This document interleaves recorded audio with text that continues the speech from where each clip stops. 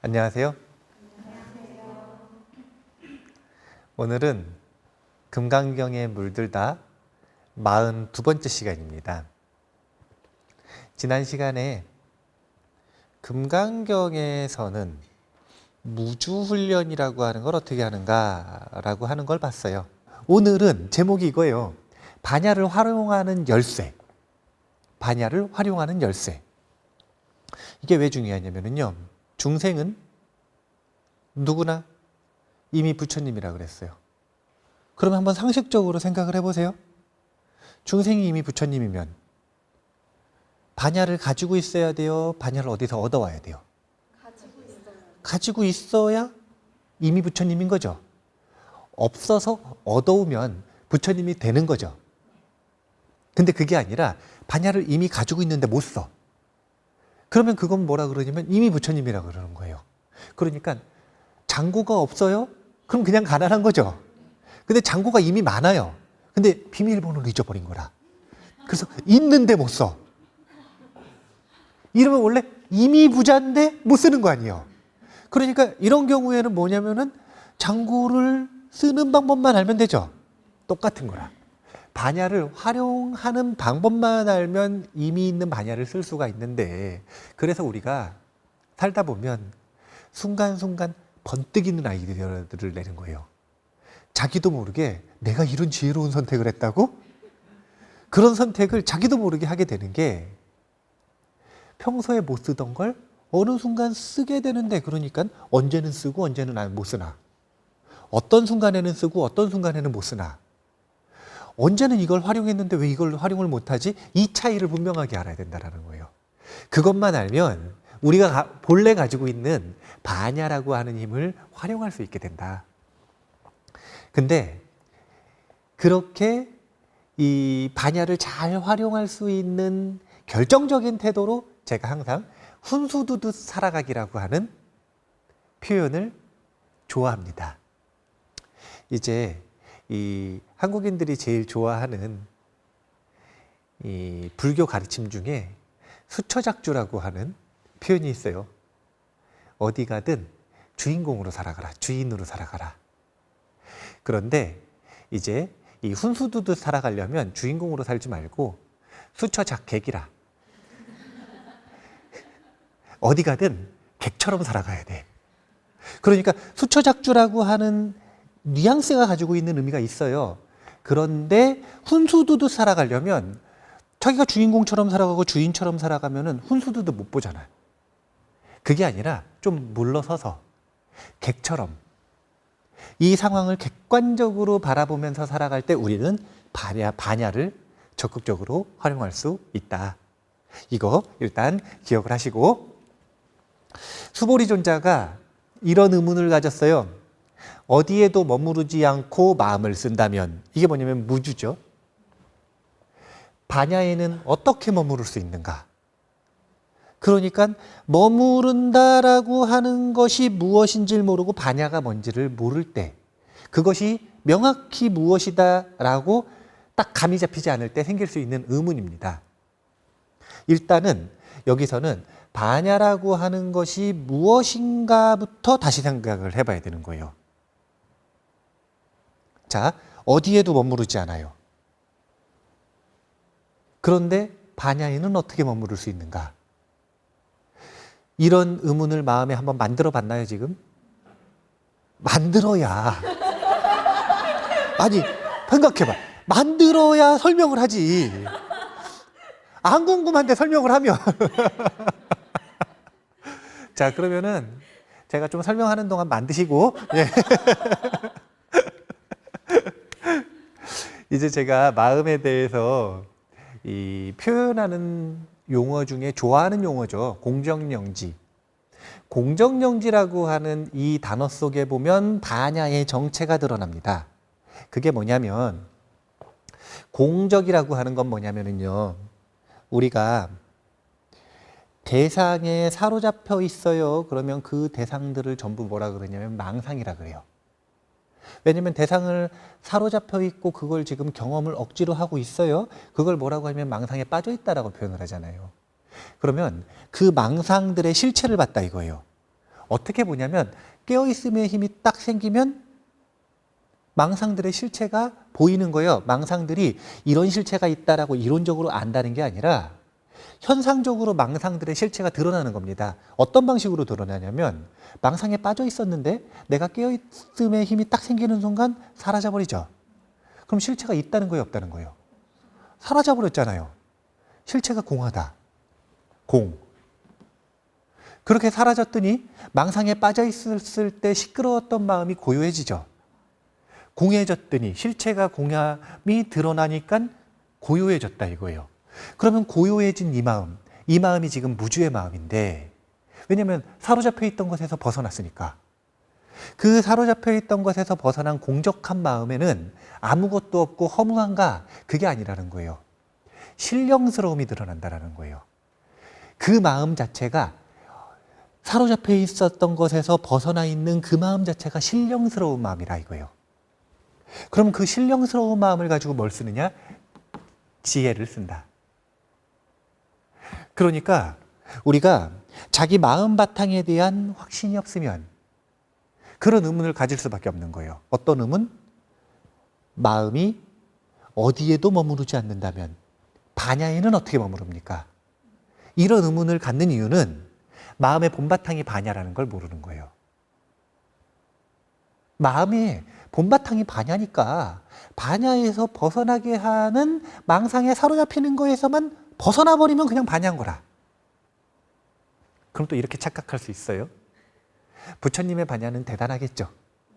예, 나도 망상에서 벗어나면 곧바로 부처님처럼 멋진 반야를 쓰나?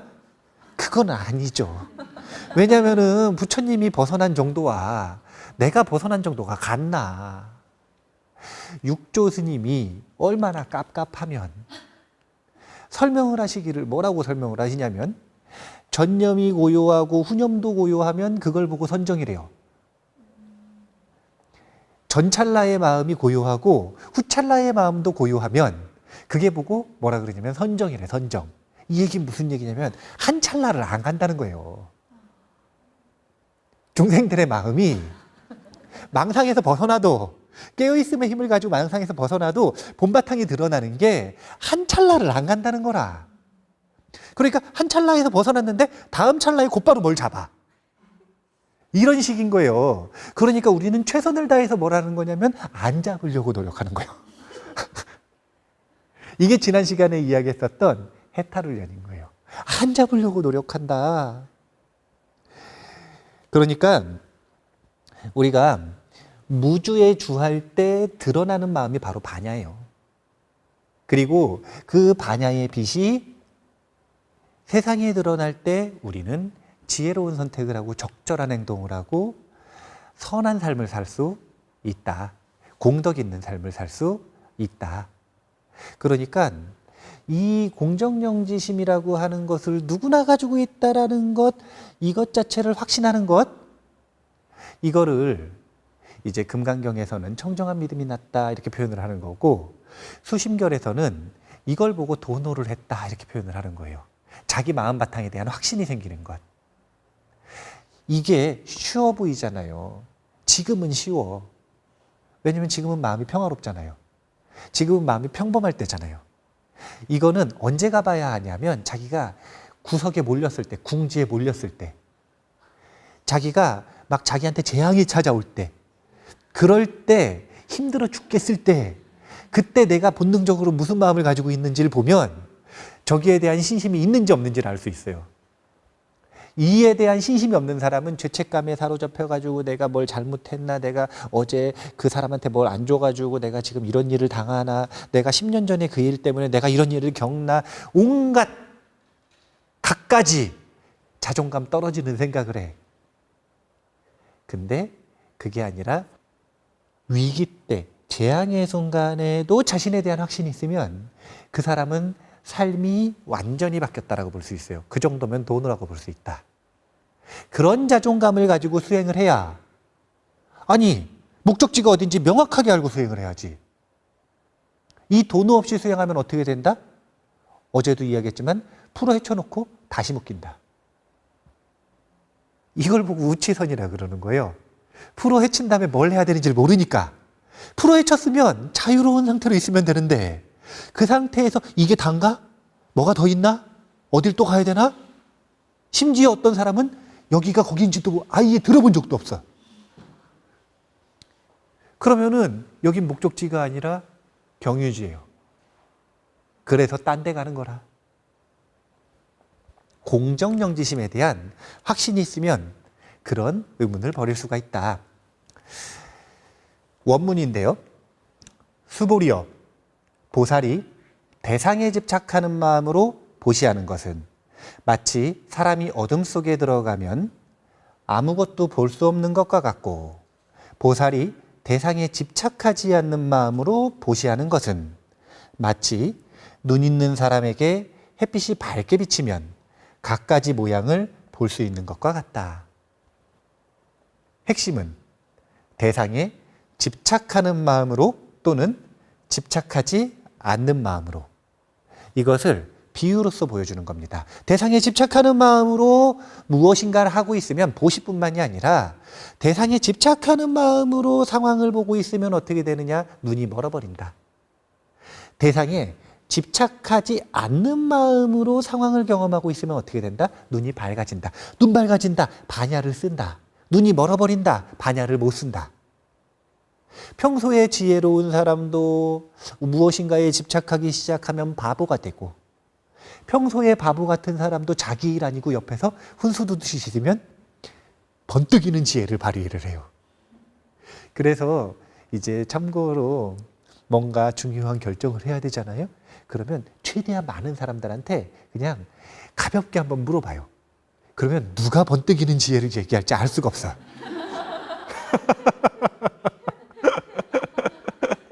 왜냐하면 남의 일에는 번뜩여요, 사람들이. 관심만 조금 가져주면. 근데 이상하게 내 일에는. 이게 그런 거예요. 대상에 집착하는 마음이 있어요. 한번 복습해 볼까요? 이런 뭐가 생길까요? 불만이 생기겠죠. 그럼 불만은 분노를 잘 만들죠. 분노를 만들면 어떻게 된다? 눈은 감기고 입은 연다. 눈을 감았어요. 왜 감았냐면은 어리석어졌으니까. 그런데 그 집착에서 벗어나요? 그럼 눈은 뜨고 입은 닫혀요. 입은 닫힌다? 행위의 주인이 내가 됐다는 거죠. 선택권이 나에게 생겼다라는 거예요. 눈은 떠졌다? 지혜로워졌다는 거죠. 다른 게 없어요. 그냥 집착되어 있고 사로잡혀 있었던 대상에서 벗어나면 반야를 쓸 수 있어. 그래서 제가 무주상의 리프레시라고 표현을 했는데, 어떤 대상이든 상관없어요. 사실은 무주 아니어도 돼. 저번 시간에 이야기했던 정주여도 돼요. 자기가 호흡을 보는 게 익숙하다.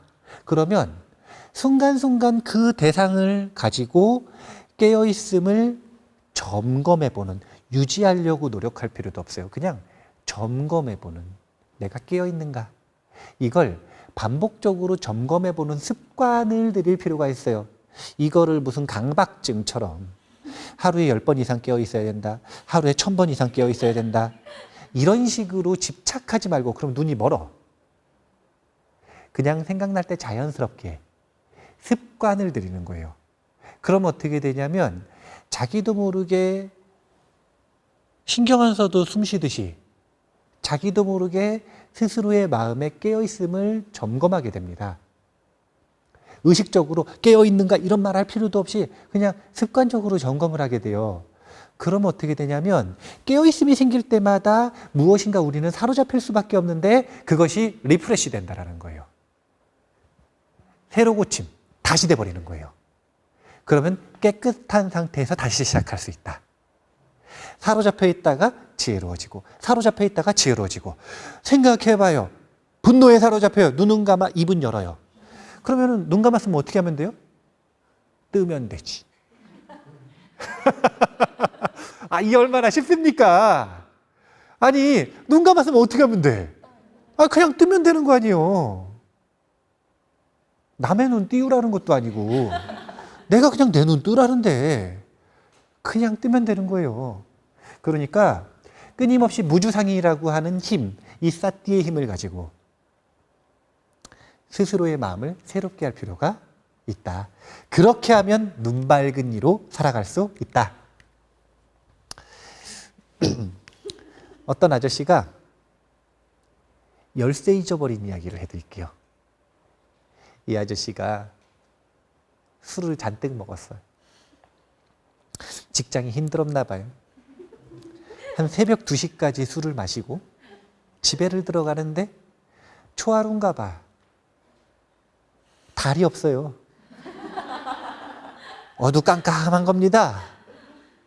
그래가지고 깜깜한 길을 가는데 그날따라 또 가로등이 나갔네요. 그러니까 엄청나게 어두운 거예요. 술을 잔뜩 취했는데. 그래서 터덕터덕 가가지고 집 문 앞에 딱 가가지고 열쇠를 이렇게 찾아가지고 여기가 아닌가? 아저씨들은 어디다 넣죠? 어디든 찾아가지고 열쇠를 딱 이렇게 하려고 했는데 술 먹었으니까 이제 손이 떨리잖아요. 이렇게 열쇠를 꽂다가 딱 놓쳐버렸어요. 근데 너무 어둡잖아요. 그래가지고 찾을 수가 없는 거예요. 놓쳤는데 어디로 흘러 들어갔는지 찾을 수가 없어. 밑에서 이렇게 한 5분 정도 찾다가 도저히 못 찾겠어요. 그러니까 승질이 나잖아요. 그러니까 일단 욕을 잔뜩 하고 그러고 나서 생각을 했어요. 열쇠를 어떻게 찾나. 생각해 보니까 번뜩이 든 아이디어가 떠올랐어요. 그게 뭐냐면 자기가 열쇠를 못 찾는 근본적인 이유를 알은 거예요. 뭐 때문일까? 어두워서. 그럼 어떻게 하면 돼요? 아니요. 밝은 데로 가면 돼요. 밝은 데로 가면 돼요. 밝은 데로. 보니까 저기 100m 있는데 저기 집부터 100m 저기에 가로등이 켜져 있는 거예요. 저기다. 밝은 데다. 그래서 이제 밝은 데를 쫓아가는 겁니다. 그래서 전봇대 밑에서 밝다 하고 거기에서 열쇠를 열심히 찾는 거예요. 한 30분쯤 씨름을 하면서 계속 욕을 해요. 막 없으니까 막 욕을 막 계속하면서 한 30분쯤 찾고 있는데 지나가던 청년이, 이 친구도 놀다 왔나 봐요. 지나가던 청년이 이 아저씨가 술 취한 것 같은데 막 전봇대 붙잡고 있고 막 쓰러져 있고 막 찾으니까 도와드릴까요? 하고 물어봤어요. 뭐 하고 계시나? 그랬더니 열쇠를 찾는데요. 그래가지고 자기도 같이 찾았어. 한 5분 정도 찾는데 아무리 봐도 없는 거예요. 그래가지고 물어봤어요. 어디서 잊어버리셨어요? 그러니까 집 앞에서 잊어버렸대요. 네? 집 앞이 어딘데요? 저기. 그러니까 이 청년이 생각하기에 여기서 열쇠를 찾을 가능성은 있어요, 없어요? 없어요. 이 청년이 보기에 그 아저씨는 이상해요, 안 이상해요? 이게 바로 사로잡혔을 때, 지금 뭐에 사로잡혀 있냐면 밝은 데 가서 찾으면 되겠지라고 하는 생각에 사로잡혀 있죠. 자기 나름대로는 그게 지금 지혜로워야죠. 자기 나름대로는 혁신적인 생각이라.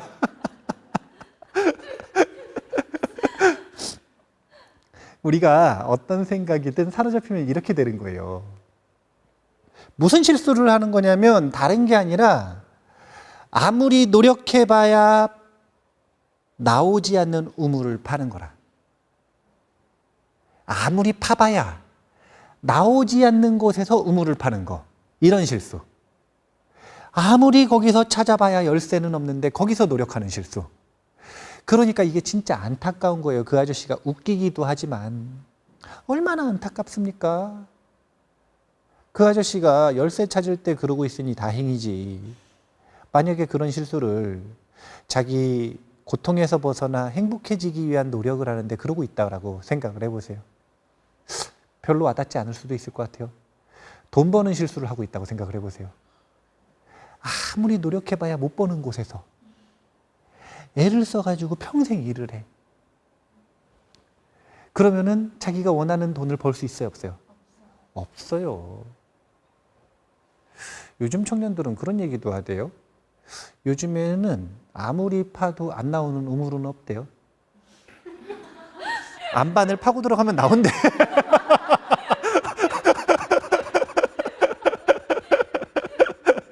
그런데 우리가 행복해지려면 이렇게 목적지를 정확하게 알아야 돼요. 이걸 보고 도노라고 한다. 이걸 보고 대신심이라고 한다. 이걸 보고 금강경에서 뭐라 그러는 거냐면 청정한 믿음이 낫다라 그러는 거예요. 금강경 속에서 목적지가 무엇인지 어떻게 수행하는 것인지 얼마나 간단합니까? 이 마음이 목적지고 이 마음이 불안에서 벗어나면 그 마음이 바로 금강심이다. 그래서 불안에서 벗어나는 방법까지 알려주잖아요. 그러면 그 얘기를 딱 듣자마자 누군가는 청정한 신심을 낸다 이거예요. 딱 믿음이 생겼다 이거예요. 그럼 이 사람은 목적지가 어딘지 분명하게 알았죠. 행복해지려면, 내가 불안에서 벗어나려면, 내가 금강심에 이르려면 저 대상, 이 대상, 요 대상, 저 대상, 저 세상을 바꿔야 돼요? 아니면 내 마음속에서 찾아야 돼요? 내 마음속에서 찾아야 되죠. 그래가지고 마음속에서 찾아보려고 막 노력을 했어요. 청정한 믿음이 난 거하고 노력해서 잘 되는 건 또 틀린 거라. 청정한 믿음이 났지만 열심히 마음속에서 찾아보려고 했더니 마음이 잘 보여요? 어두워요? 왜냐면은 마음을 잘 보는 연습을 안 해봤으니까. 사람들한테 학생들 있잖아요. 학생들, 고등학생들한테 가가지고 이 자기긍정 명상이라는 걸 시켜보잖아요. 다른 게 없어요. 별거 없어요. 자기의 잘난 점을 10가지 써봐라 이거예요. 그러면은 자존감이 낮은 친구들은 한 3가지 쓰고 못 써. 손을 푸드푸드푸드 떨어요. 자기에겐 더 이상의 시간의 의미가 없대요. 나는 더 이상 잘난 게 없대요. 근데 똑같은 그 친구한테 남자친구 잘난 점을 적어보라 그러잖아요. 10분 동안 100가지를 적은 다음에 시간을 더 달래. 자, 생각을 해보세요. 외부 대상에 대해서는 지혜롭고 밝고 지금 많이 본 거예요, 안 본 거예요? 근데 나에 대해서는 어둡고 무지한 거죠. 그러니까 사람들은 바깥 대상에서 행복을 찾으려고 하는 습관이 있으니까 바깥에 대해서는 쉽게 얘기하면 요즘 청년들 고통과 행복에 대해서 책 한 권 쓰라 그러면 쓸 수 있을 것 같아요? 없을 것 같아요?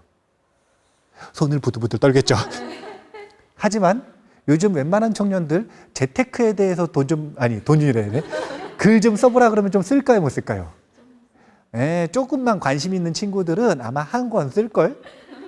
그 말이 엉터리든 아니든. 그러니까 사람들이 왜 자꾸 바깥으로 가는 거냐면 내 마음을 들여다보고 내 마음 속에서 찾아야 된다는 걸 들어본 적도 있고 이해도 했지만 보려고 하니까 어떠냐면 어두운 거라. 그래서 여기서 안 찾고 혁명적인 아이디어를 얻는 거예요. 그게 뭐냐면 밝은 데 가자.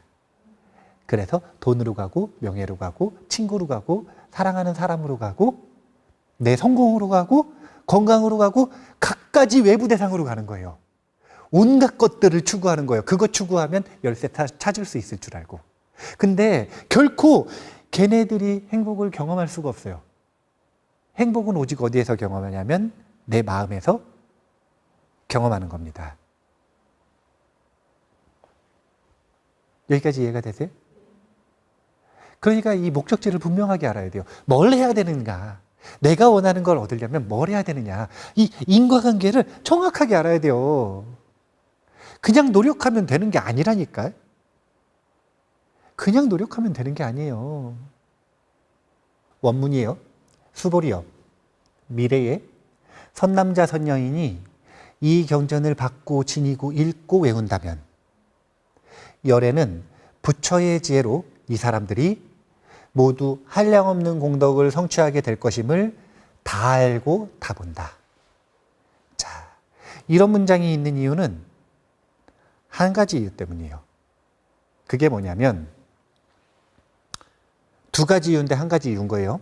그게 뭐냐면 첫 번째는 이 경전에 대해서 청정한 믿음이 났으면 그 다음에 수지, 독송하라 이렇게 이야기를 해주는 거예요. 그러니까 청정한 믿음이 났다면 그 믿음을 발전시켜서 금강심으로 나아가기 위한 하나의 수행으로 금강경 수지독송을 이야기하고 있는 겁니다. 금강경은 나선형 반복 구조라 그랬잖아요. 자기가 이 경전에 대한 이해와 청정한 신심이 났어요. 그럼 나선형 반복 구조 계속 반복해서 읽으면 그 청정한 신심이 깊어질까요? 안 깊어질까요? 깊어지죠. 근데 우리나라에서는 왜 이게 잘 안 되냐면 이 지금 인도 금강경에서는 인도말로 쓴 금강경을 사람들한테 수지독송하라 그랬을까요? 아니면 한문으로 쓴 금강경을 인도 사람들한테 수지독송하라 그랬을까요? 그렇죠. 모국어기 때문에 모국어는 반복해서 읽으면 마음의 습관이 되는 거예요. 그런데 우리나라에서는 지금까지 금강경 기도를 할 때 어떻게 했냐면 한문 독송을 했잖아요. 물론 여러 가지 이유들이 있었어요. 번역을 할 때 한글로 번역을 하면 진짜 길어져요. 그리고 길어지면서도 한문이 담고 있는 함축적인 의미들을 모두 표현하기가 어려운 거예요. 그러니까 한문에 대한 이해를 먼저 선행한 다음에 한문을 딱 보고 직관적으로 그 뜻이 무엇인지 알 수 있는 사람들은 한문 독송을 하는 게 유리했던 거예요. 그런데 이 금강경을 초보 불자들이 읽는단 말이에요. 그러면 한자 잘 알아요, 몰라요? 아니, 우리 청년들 한자에 대해서는 그 마법천자문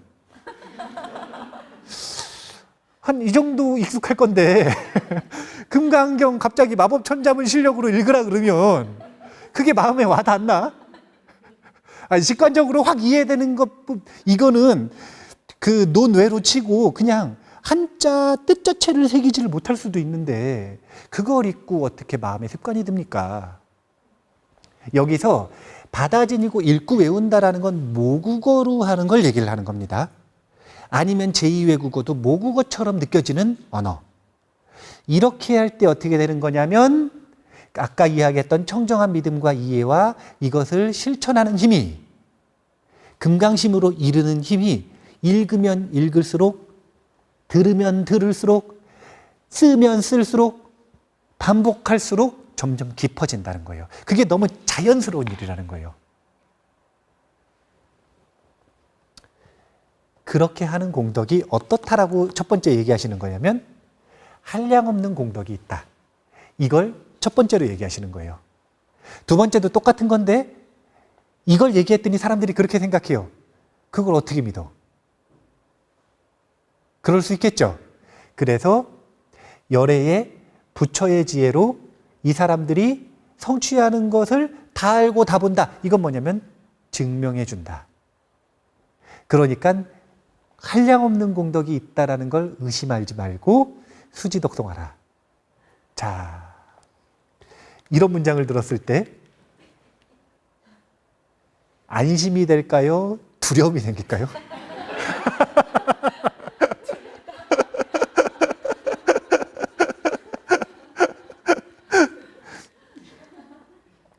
둘 다인 이유는 뭐냐면 어떤 때는 안심이 되고 어떤 때는 두려움이 된다는 거죠. 자, 그럼 어떤 때냐 이거예요. 이거는 쉽게 얘기하면 이런 거예요.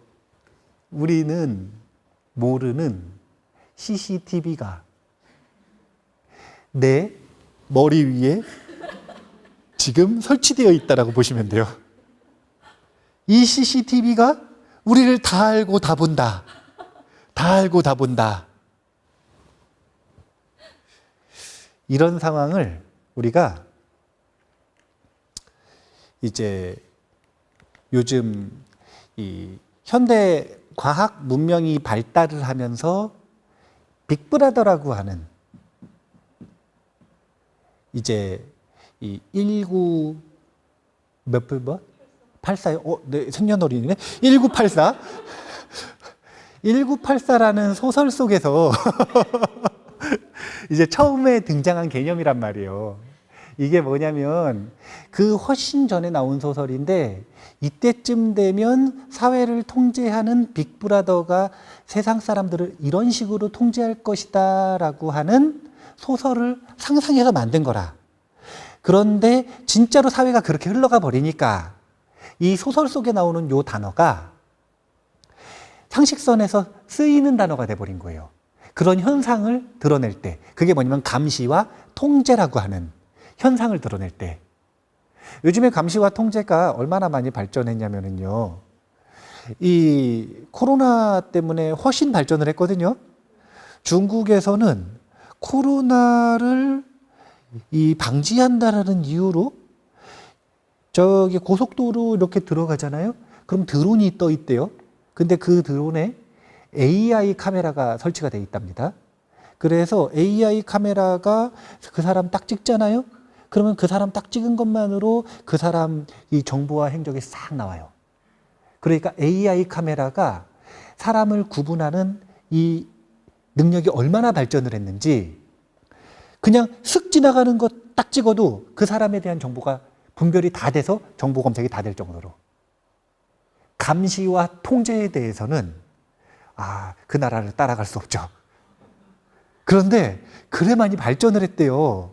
그렇게 해가지고 데이터를 다 쌌잖아요. 그럼 내가 모르는 일은 데이터는 알고 있는 거예요. 우리가 이제부터 제일 무서워해야 되는 분들은 데이터 가지고 있는 분들이라. 이분들이 진짜 무서운 분들이에요. 잊혀질 권리가 있어요, 없어요? 아직까지 법적으로 뚜렷하게 없죠. 내가 삭제했어도 인터넷상에 남아있으면 그걸 뚜렷하게 무조건 지워달라고 할 수가 없어요. 아주 분쟁을 좀 진한하게 해야 돼요.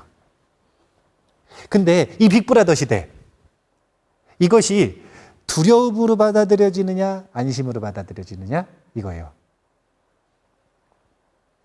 우리는 이 빅브라더라고 하는 것이 최근에 나온 건 줄 알지만, 과학기술로 나온 건지 알지만 그게 아니라는 거예요. 이거는 그냥 의식의 특징, 그리고 세상의 특징을 인간의 기술로 일부 구현한 겁니다. 일부.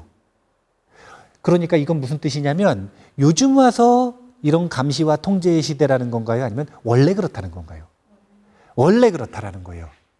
우리의 아레아 시계는 이 빅데이터에 저장되는 것보다 훨씬 광대한 정보들이 전부 저장이 됩니다. 빅데이터에는 최소한 구글 빅데이터 센터에는 구글 창에 써야 저장이 돼요? 안 써도 저장이 돼요? 공식적으로는. 공식적으로는 써야 저장이 되죠. 하지만 우리의 아레아 시계는 안 써도 생각만 해도 저장이 돼요. 우리는 원래 그런 세상을 살아오고 있었던 거예요. 이게 안심으로 느껴지느냐, 두려움으로 느껴지느냐. 자, 이 이야기를 왜 하냐면 원래 그런 세상이니까 이걸 두려움으로 받아들이기보다는 안심으로 바꿀 수 있어야 된다는 거예요. 이것을 위해서 한 가지 알려드리면, 이제 삼천대천 세계라고 하는 개념을 우리가 배웠잖아요. 자, 이게 무슨 산? 그렇죠. 구산 8회가 있네요. 그죠? 그러다가 천상세계 있고 인간세계 있고 지하에는 지옥세계 있고 뭐 있잖아요. 이런 하나의 세계를 1세계라고 하면, 이 세계 1000개 모이면 소천세계, 소천세계가 1000개 모이면 중천세계, 중천세계가 1000개 모이면 대천세계인데 대천세계는 1000이 3번 모였으니까 삼천대천세계예요. 이거는 태양계가 있고 태양계가 많이 모이면 은하계가 있고 은하계가 많이 모이면 은하단이 있고 은하단이 많이 모이면 우리 우주가 생기는, 이것과 똑같은 구조죠. 계층학적으로 아주 똑같은 구조예요. 그런데 재밌는 게 이런 삼천대천 세계가 이 세계의 끝인가? 그게 아니라는 거예요. 이런 삼천대천 세계가 무한히 있대요. 그리고 이런 삼천대천 세계가 무한히 있는 만큼 삼천대천 세계의 1:1의 비율로 부처님이 계시대요. 그러니까 세상에는 무한한 부처님이 계시대요. 그 부처님들이 삼천대천 세계를 하나하나 다 관리하고 계시는 거라. 다 지켜보고 계시는 거예요. 빅브라더로. 아니, 사실은 빅브라더, 쉽게 얘기하면 대형 아니요? 대형? 따거? 직역하면 그렇잖아요?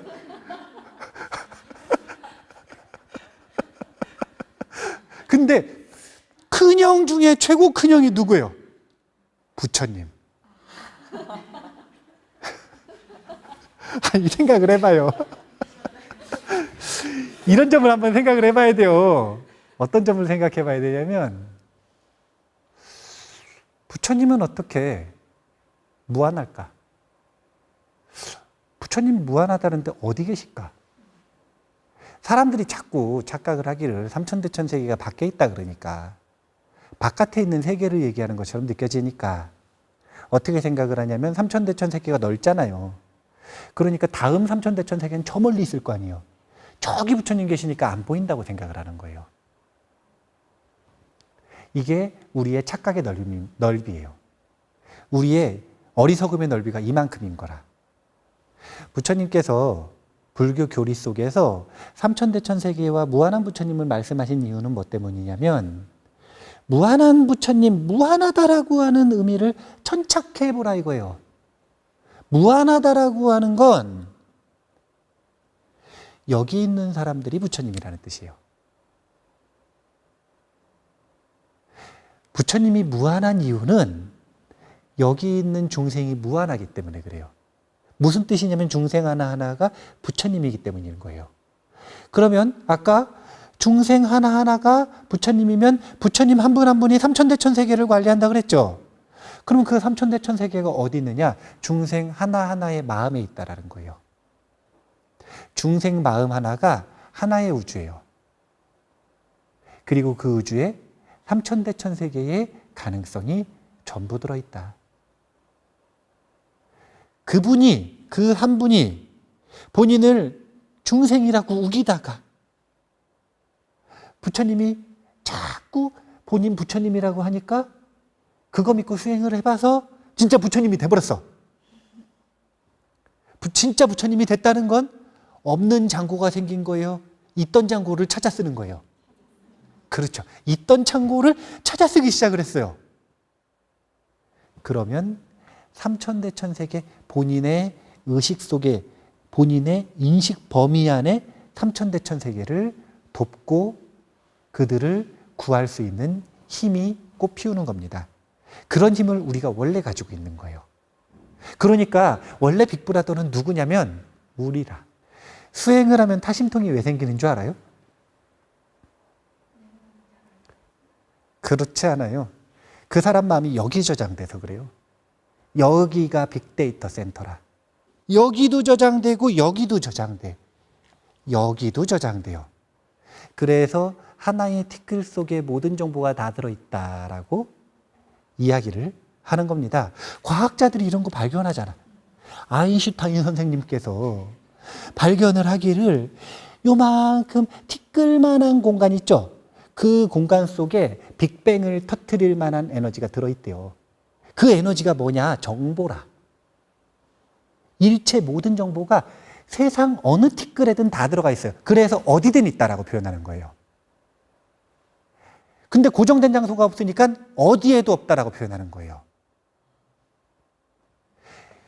우리가 빅데이터 센터요. 근데 뭘 그걸 그렇게 두려워하고 안심하고 이러느냐 이거예요. 이 관점은 내가 통제당하고 감시당하는 불쌍한 중생이라고 생각을 해서 이런 관점을 가지고 있는 것이다.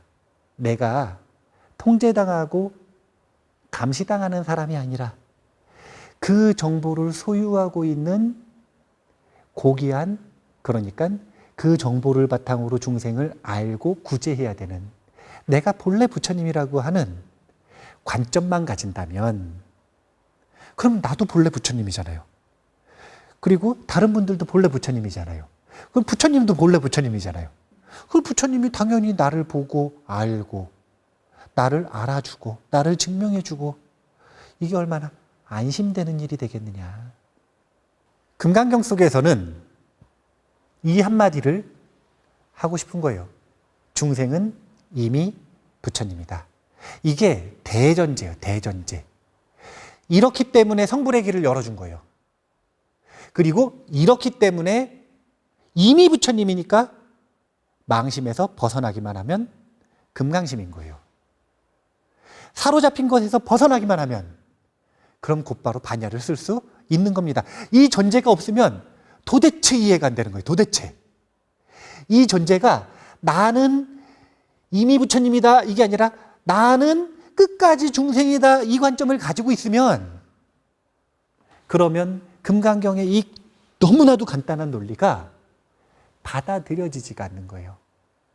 전제 자체가 틀려버렸으니까. 첫 단추가 잘못 끼워졌으니까. 우리가 반야를 잘 활용하는 열쇠, 오늘 공부를 했어요.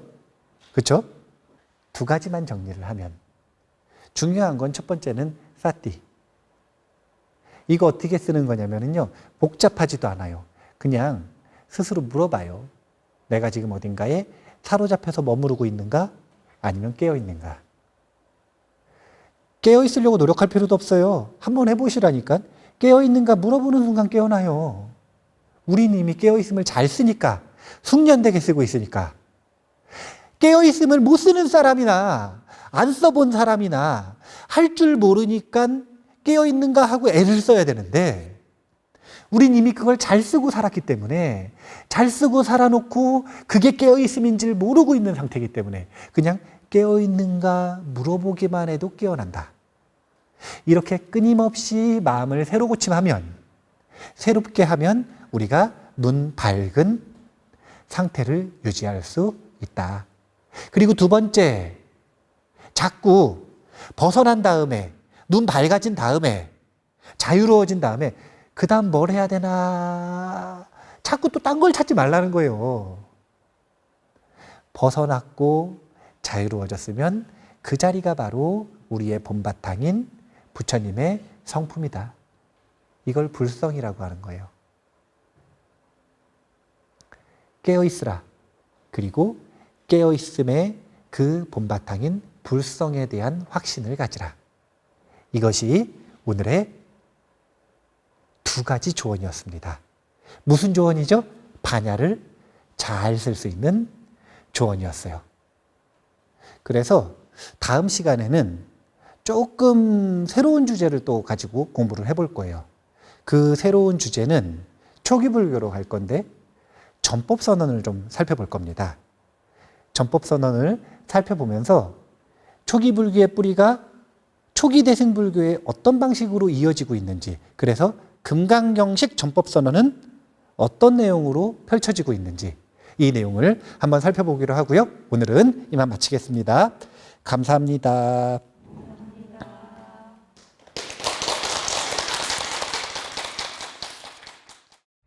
감사합니다.